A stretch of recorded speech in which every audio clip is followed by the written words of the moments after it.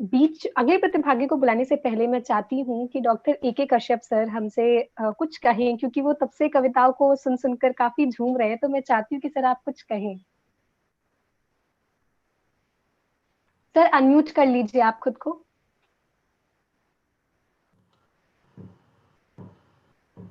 बहुत बहुत आभार श्रुति जी, आपने मौका दे ही दिया।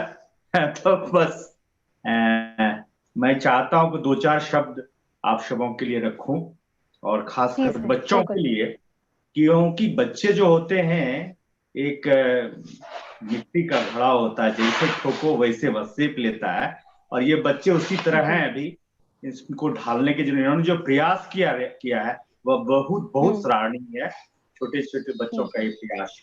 और पता नहीं, मैं तो थोड़ा सा मैथमेटिक्स का छात्र हूं, तो आज का जो दिवस है 20-20, आज का जो दिवस है 20-20, इस दोराहे पर मास के अवसाद में, मास का अवसाद जो 12 बनता है, उस दिवस पर को जो चुना गया, हमारे बैजू जी ने चुना है, ये काबिले तारीफ है। और मैं अपने तहे दिल से बेस्टी एजुकेशन साहित्य संचालन संस्थान दोहा कतर द्वारा आयोजित अंतरराष्ट्रीय काव्य प्रतियोगिता कवि सम्मेलन में हमारे आज के जो अध्यक्ष हैं, हमारे श्री त्रिलोकनाथ पांडे सर का प्रणाम। आज जो हमारे मुख्य अतिथि हैं आनंद शेखर साहब, उनका भी उनको भी बहुत सशक्त नमन। और श्रुति जी जो हमारी मंच संचालिका है, बहुत अच्छे ढंग से मंच संचालन एक दूसरे से जोड़ रही हैं, उसके लिए उसके बहुत बहुत धन्यवाद। और तकनीकी, एक बहुत बड़ा आज का युग है तकनीकी, क्योंकि हम कहीं दूर और कहीं पास होते हैं, कहीं दूर और कहीं पास होते हैं, बल्कि हम एक अपने को अपने आप पास होते हैं, इतने पास होते हैं। तो उस तकनीकी को खूबसूरती से जोड़ने के लिए मैं आभार व्यक्त करूंगा। और अफसाना सैयद साहब मैम का, जो कि वो इस तकनीकी से सारी सुविधाओं को जोड़ते हैं। साथ ही साथ हमारे साथ जुड़े हुए हैं हमारे आज के आयोजक। और हम कहना चाहेंगे कि बहुत दूर रहते हैं, कतर में रहते हैं बैजू जी, लेकिन पता नहीं खूबसूरत होते हैं पल, खूबसूरत होते हैं वो पल जब अपने सामने होते हैं, जब अपने सामने होते हैं। चाहे जितने दूर रहे पर, चाहे जितने दूर रहे पर, अपने तो अपने होते हैं। चाहे वो कतर में बैठे हैं, यूएसए में बैठे हैं, लेकिन हम तो आपस अपने सामने बैठे हैं, आपके सामने बैठे हैं। तो बहुत बहुत हमारे बैजू जी के लिए बहुत दूर बैठकर हमारे लोग आपस में बैठे हैं, इसके लिए बहुत बहुत साधुवाद। और बैजू के लिए जी के लिए मैं खास करके दो लाइन कहना कि बैजनाथ, हमारे यहाँ बिहार में जो झारखंड बन गया है, वहाँ बैजनाथ मंदिर है, भगवान बैजनाथ है और बैजूनाथ है देवघर में बसे हुए। तो उन्हीं के समकक्ष हमारे बैजू जी ने ये प्रयास किया है जो, तो उनके लिए मैंने दो पंक्ति लिखी है, दो पंक्ति कहना चाहूंगा। बैजू जी के सुमधुर डमरू ने, बैजू जी के सुमधुर डमरू ने भाषा भाषी को जोड़ा है। बैजू जी के सुमधुर डमरू ने भाषा भाषी को जोड़ा है। वसुंधरा को एक करने की, वसुंधरा को एक करने की पंचजन्य पर एक राग अनोखा छोड़ा है, एक राग अनोखा छोड़ा है, एक राग अनोखा छोड़ा है। तो बैजू जी ने शंखनाद किया है पंचजन्य का, तो मैं बैजू जी के लिए विशेष आभार प्रकट करता हूं। और एक छोटी सी इजाजत हो तो मैं अपनी रचना जो करना, भाई इजाजत हो तो कहूं, एक छोटी सी रचना दो चार पंक्ति में सुनाऊं। बहुत अच्छा।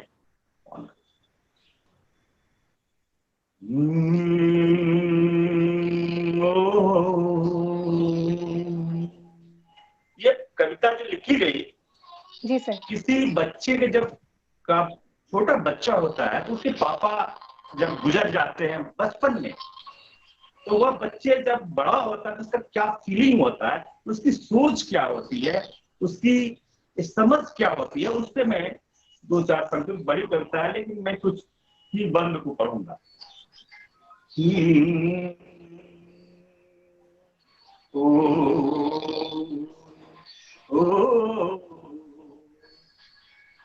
पापा का प्यार मुझे, पापा का प्यार मुझे मिला होता, पापा का प्यार मुझे मिला होता, मैं भी उपवन में फूल बन खिला होता, पापा का प्यार मुझे मिला होता। दर्द दिल यह बात सुनाऊं किसे, दर्द दिल यह बात सुनाऊं किसे, खास मौके पे सर झुकाऊं कैसे, पापा का प्यार मुझे मिला होता। हम सफर बन अपने समझाया होता, आज हम भी औरों की तरह जगमगाया होता, पापा का प्यार मुझे मिला होता। इस शहर में नुमाइश का हाल सुनाऊं किसे, दम घोट कर अपनी मुस्कुरान को छुपाऊं कैसे, पापा का प्यार मुझे मिला होता, मैं भी उपवन में फूल बन खिला होता। और बहुत सारे बंद मैं छोड़कर अंतिम बंद पे आता हूं। काश पापा होते तो यह धरती अंबर एक कर दिया होता, पापा होते तो यह धरती अंबर एक कर दिया होता, नभ से नील कमल ला, नभ से नील कमल ला माँ के चरणों में चढ़ा दिया होता, पापा का प्यार मुझे मिला होता, पापा का प्यार मुझे मिला होता। बहुत बहुत आभार आप सबों का। और ये जो है कुछ पंक्तियां, और मैं चाहूंगा हमारे बीच जो निर्णायक बंधु हैं, आप सबों को ढेर सारी शुभकामनाएं। और इस तरह के प्रोग्राम जो हम लोग अपनी भाषा और अपनी मिट्टी की शोंधी सुगंध से सब सत्ता की ओर बढ़ते हैं, बड़ा आनंद लगता है। भाषा, हिंदी भाषा को हम जगत व्यापी बनाने का जो प्रयास कर रहे हैं, यह एक अनोखा प्रयास है। और हम एक जगह को दूसरे जगह से जो जोड़ते हैं, ये एक अनूठी विधि हम अख्तियार कर रहे हैं। बैठे बैठे हम सब आपस में फिर मिलते हैं, जुलते हैं, चलें फिर आगे बढ़ें। बहुत बहुत सबों का आभार, बहुत बहुत धन्यवाद। आपका बहुत बहुत आभार सर, इतनी सुंदर कविता को पेश करने के लिए। और बिल्कुल आपने जो कविता कही बहुत ही दिल को छूने वाली कविता थी, क्योंकि चाहे वो कहा जाता है कि लड़कियां ज्यादा प्रिय होती है अपने पापा की, तो मुझे लगता है कि यहाँ पे ज्यादातर लड़कियां ही उपस्थित है हमारे साथ, तो सभी के दिल को छुआ था ये कविता। आपका बहुत